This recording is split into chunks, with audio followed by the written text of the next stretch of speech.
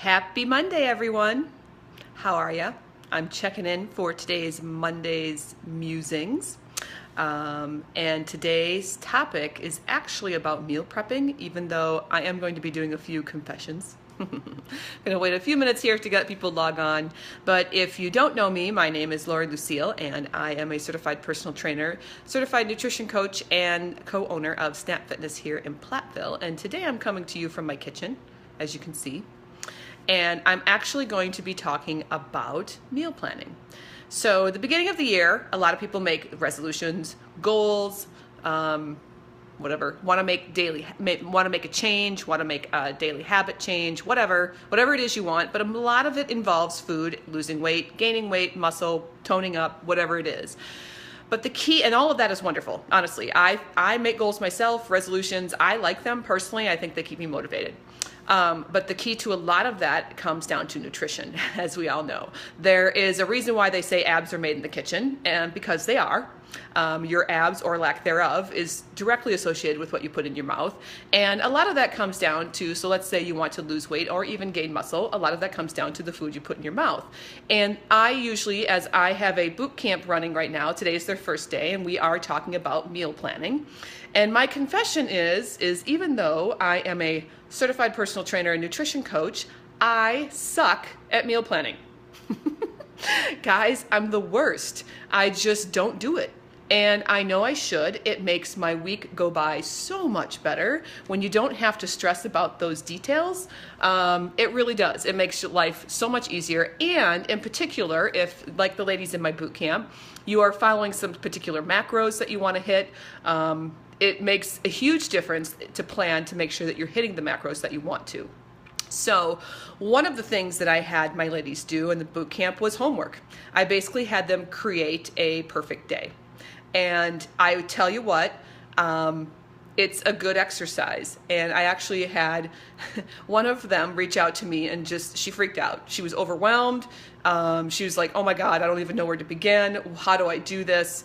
And that is what I'm going to be talking about today, a little bit about 3 tips on making meal prep or meal planning easier, because it can be really overwhelming, especially if you've never done it before. Even though we know in our head we need to do these things, it can be really overwhelming. So here goes. 3 ways to make meal prep or meal planning easier. My first one is to keep it simple.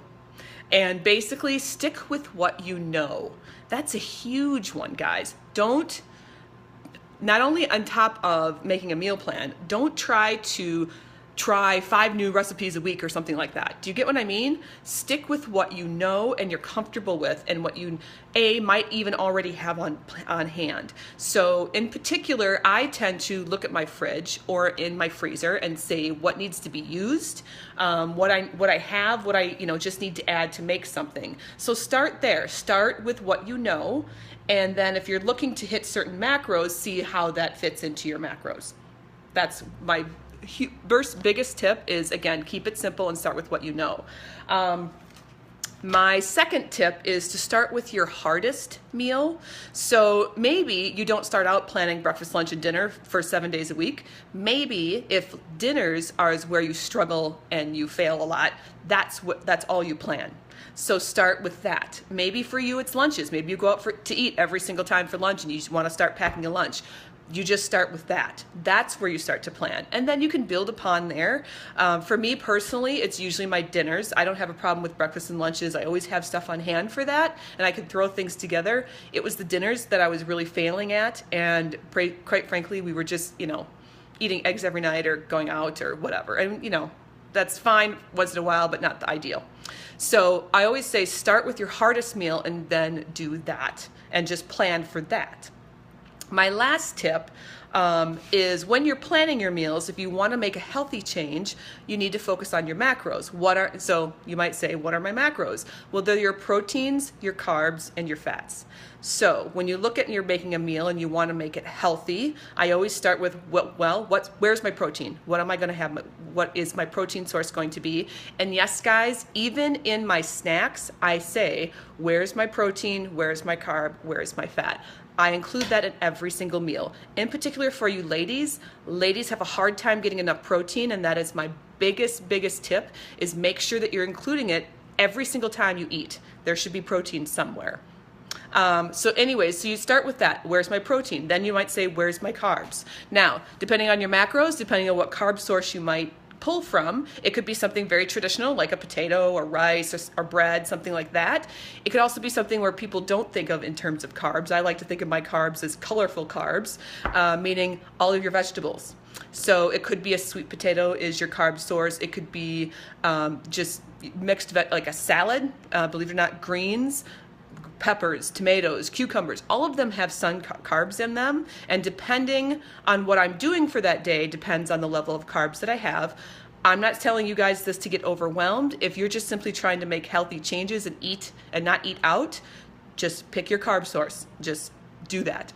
And then your fat. Where's your healthy fat? That could be something as simple as, well, I use coconut oil to cook my protein in. There's your healthy fat. You're going to have a salad, use olive oil and balsamic vinegar for your salad dressing. That also counts as your fat.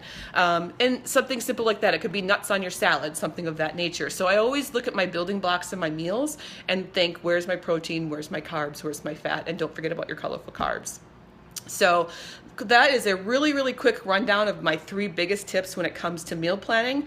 But as a super big bonus, I think you guys know that I started these Monday Musings in a private Facebook group, which is a free Facebook group. We have renamed it called Information Fit. And I am going to be posting in that group a free meal planning template, as well as a free best options food list. So if you're kind of looking and you're struggling, I don't know, what are some ideas? What are some good carbs? What vegetables should I be focusing on?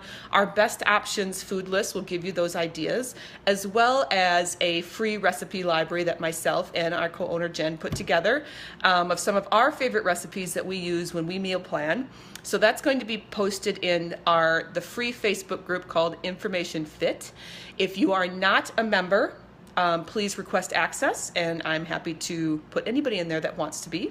I will post a link below, as well as, that was it, a link to that below. So, all right, thanks guys. I hope that some of these tips really hit home for you. I hope that you can start to meal plan and make 2017 a healthy year for you. Thanks so much.